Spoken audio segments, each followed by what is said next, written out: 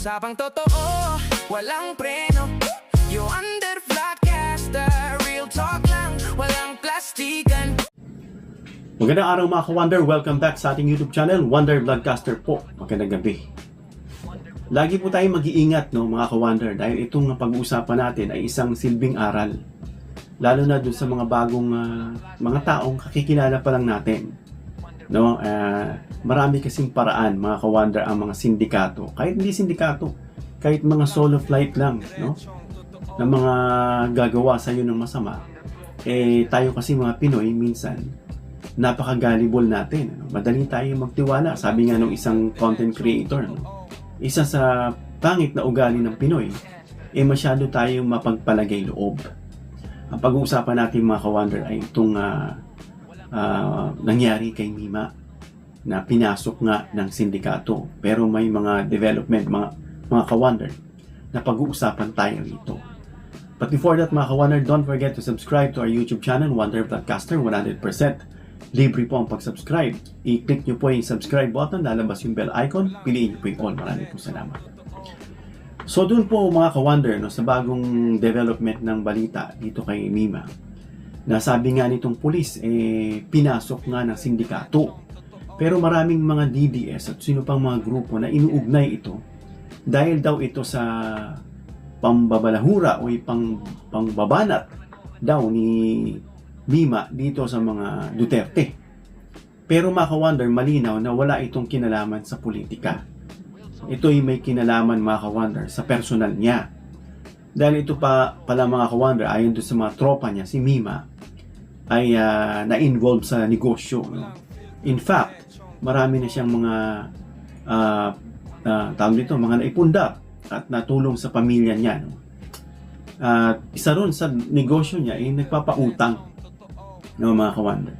Habang nandun na ako sa burol niya, may nagbumubulong pa sa akin na parang yun na nga ang pagkakasabi na nagpahiram siya ng pera.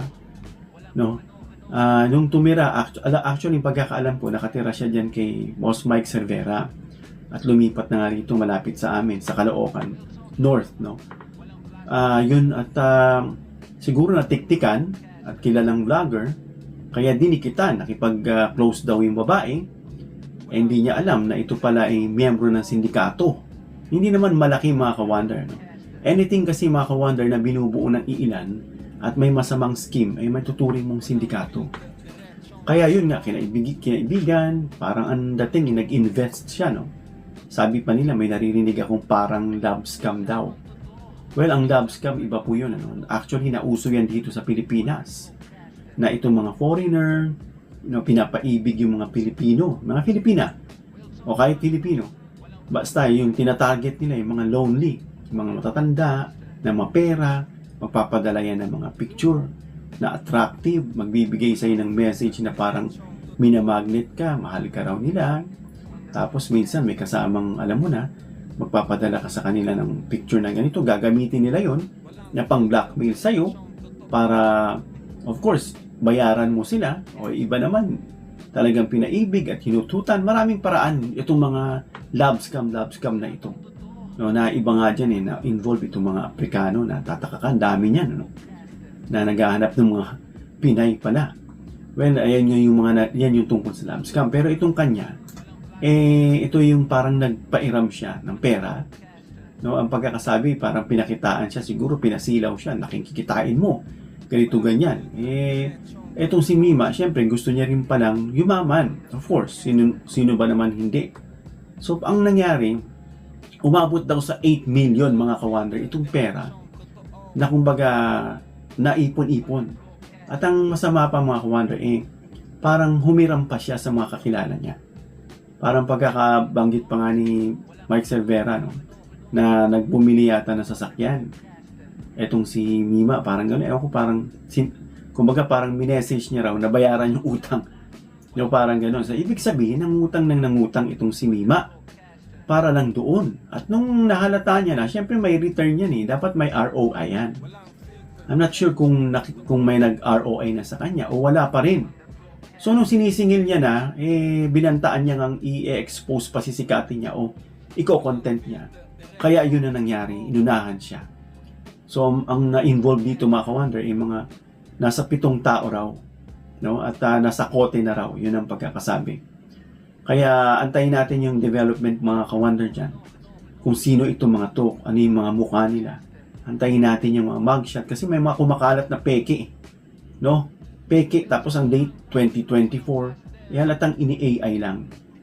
Kaya yung mga ka-wonder, malinaw na ito pa yung walang kinalaman diyan sa sindikato. At kaya bilang lesson sa atin, huwag tayo maging gullible, no, sa mga taong too good to be true.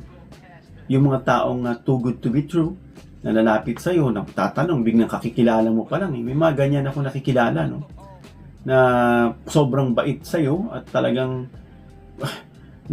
anuhin ka, kukunin ka, they will catch you, no, dun sa pag hindi ka balanse, no, unguarded ka, no, they will catch you off guarded. Kailangan na maging matalino, maging maingat at huwag maging gullible, yung madaling magpapaniwala. So yan yung nangyari, kawawa naman si Mima, no, at malinaw ulit na hindi po ito kinalaman sa politika, no, yung kanyang ginagawa. Ito po ay personal na na-involve nga itong sinasabing maliit na grupo ng sindikato. At marami pa yan, mga ka-wonder. Kumakalat-kalat lang yan dyan sa lansangan. Kaya dapat tayo mga Pinoy nagtutulungan, no? Kasi maraming paraan niya. May mga tinasabi pang hold-upper sa loob ng jeep. Tatabihan yung dinutukutan, tinitignan ng masakit, tinatakot, hindi tuloy makapalag. Kasi tayo mga Pinoy minsan, wala tayong pakialam. Dapat nakikialam tayo, no? Tutulungan tayo, no? Para hindi sila maglakas na loob na gawin yan, no? Kaya ingat at laging magmatiyag, laging maging matalino, huwag basta-basta magbibigay ng tiwala o ng mga personal information, lalo na pag kinalaman sa pera, no? At hindi naman masama maging mabait, pero dapat dagdagan natin, samahan natin ito ng pag-iingat at pagiging matalino. Kaya mga ka-wonder, hanggang dito lang tayo. Comment down below your opinion para mabasa at mareaksyonan. Please give a thumbs up if you like this video para ma-share ni YouTube sa iba pang viewers. Please share this video para malaman nila na itong grupo na maliit na sindikato ay nasa kote na siyang bumanat dito kay Mima. At nalaman nga na ito nga ay personal at walang kinalaman sa politika. Please subscribe, hit the notification bell icon and choose all bilang suporta sa aming mga content creators. Hanggang sa muli mga ka-wonder, God bless.